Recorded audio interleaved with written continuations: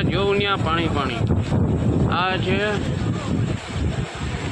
ગણોત પાટિયું, ત્યાંથી જે આ પાણી દેખાય બધું તમને, આ બધું ઉપરવાસમાંથી આવે છે। મેરવદર, તણસવા, આંક, પ્રાસલા એ બાજુથી આ બધા ગામો અત્યારે સંપર્ક વિહોણા છે। જોઈ લો તમે પાણીની દશા જોઈ શકો કેટલું પાણી આવી ગયું।